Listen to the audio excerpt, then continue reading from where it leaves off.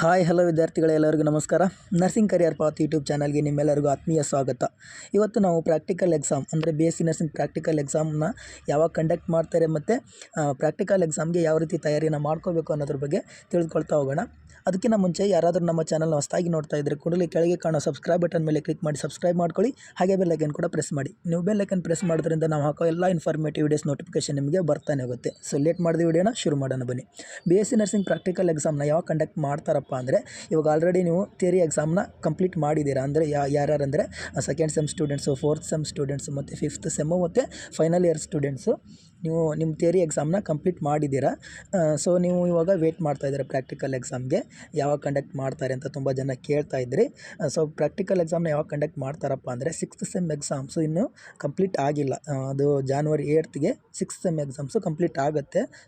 Once sixth sem theory exam complete ಆದಮೇಲೆ ಎಲ್ಲರೂ practical ಎಕ್ಸಾಮ್ಸ್ನ ಕಂಡಕ್ಟ್ ಮಾಡ್ತಾರೆ. ಸೊ ಯಾವಾಗ ಕಂಡಕ್ಟ್ ಮಾಡ್ತಾರಪ್ಪ ಅಂದರೆ ಎಲ್ಲ ಕಾಲೇಜಸಲ್ಲಿ ಒಂದೇ ಟೈಮ್ಗೆ ಪ್ರಾಕ್ಟಿಕಲ್ ಎಕ್ಸಾಮ್ನ ಕಂಡಕ್ಟ್ ಮಾಡೋದಿಲ್ಲ. ಯಾಕಂದರೆ ಯೂನಿವರ್ಸಿಟಿಯವರು ಒಂದಿಷ್ಟು ಟೈಮ್ ಲೈನ್ ಅನ್ನೋದನ್ನು ಕೊಟ್ಟಿರ್ತಾರೆ. 10 days ಆದರೂ ಆಗಿರ್ಬೋದು ಅಥವಾ 15 days ಆದರೂ ಆಗಿರ್ಬೋದು. ಈ ಥರ ಟೈಮ್ ಲೈನ್ ಅನ್ನೋದು ಕೊಟ್ಟಿರ್ತಾರೆ. ಅಷ್ಟರೊಳಗಡೆ ನಿಮ್ಮ ಕಾಲೇಜವರು ಯಾವಾಗ ಬೇಕಾದರೂ ನಿಮ್ಮ ಪ್ರಾಕ್ಟಿಕಲ್ ಎಕ್ಸಾಮ್ಸ್ನ ಕಂಡಕ್ಟ್ ಮಾಡ್ಬೋದು. ಇದೇ ದಿನ ಕಂಡಕ್ಟ್ ಮಾಡ್ಬೋದು ಅಂತ ಹೇಳಲಿಕ್ಕೆ ಆಗೋದಿಲ್ಲ. 15 days ನಿಮ್ಮ ಕಾಲೇಜವರು ಯಾವಾಗ ಬೇಕಾದರೂ ನಿಮ್ಮ ಪ್ರಾಕ್ಟಿಕಲ್ ಎಕ್ಸಾಮ್ನ ಕಂಡಕ್ಟ್ ಮಾಡ್ಬೋದು.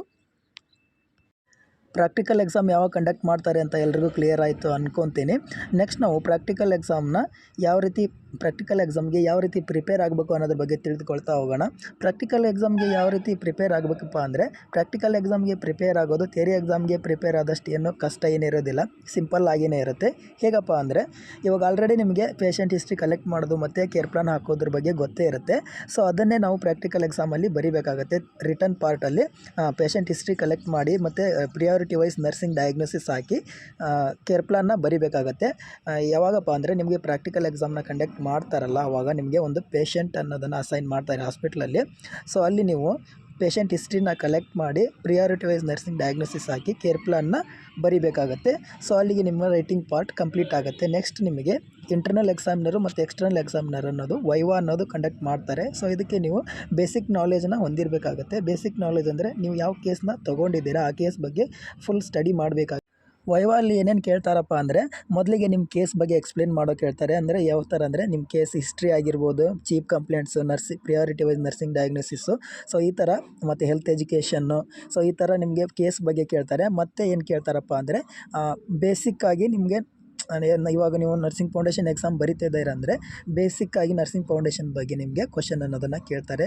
ವೈಟಲ್ ಸೈನ್ಸ್ ಬಗ್ಗೆ ಆಗಿರ್ಬೋದು, ಮತ್ತು ಏನಾದರೂ ಡೆಮಾನ್ಸ್ಟ್ರೇಷನ್ ಮಾಡಿ ತೋರಿಸ್ರಿ ಅನ್ನೋದಾಗಿರ್ಬೋದು, ಬೆಡ್ ಮೇಕಿಂಗ್ ಡೆಮಾನ್ಸ್ಟ್ರೇಷನ್ನು, ಈ ಥರ ಏನಾದರೂ ಒಂದು ಪ್ರೊಸೀಜರ್ನಾದರೂ ಕೇಳ್ತಾರೆ.